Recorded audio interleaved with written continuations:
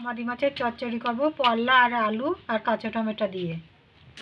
প্রথমে আমি মাছটা নিয়ে লবণ হলুদ দেবো, লবণ দিয়ে দেবো।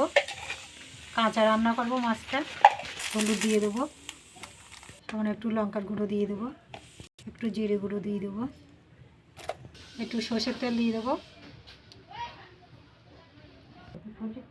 এটা একটু মেখে নেবো।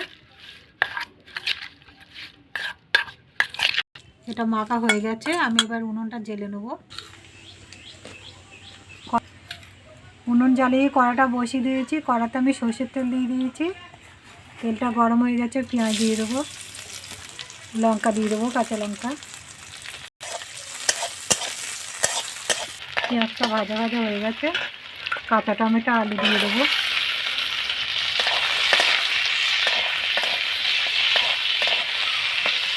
করলাগুলো দিয়ে দেবো।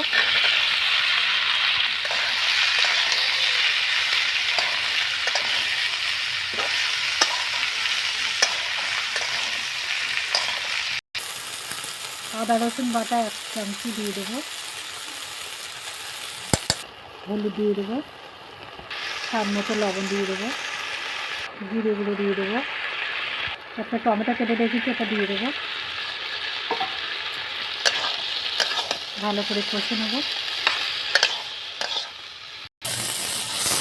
মশলা দিয়ে ভালো করে কষে নিয়েছি, আমি এবার জল দিয়ে দেবো।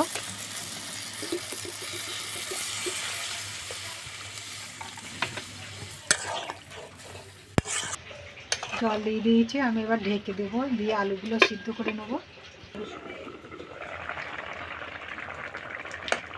আলুগুলো সিদ্ধ হয়ে গেছে, এবার সেই মাছটা, কাঁচা মাছটা মেখে রেখেছি মশলা দিয়ে, এটা দিয়ে দেবো।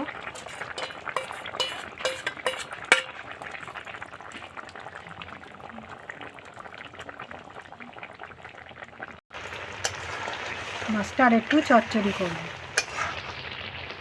চচ্চড়িটা আমার হয়ে গেছে, আমি এবার নামিয়ে নেবো। দেখুন কি সুন্দর হয়েছে। এরকম করে বাড়িতে রান্না করে খাবেন।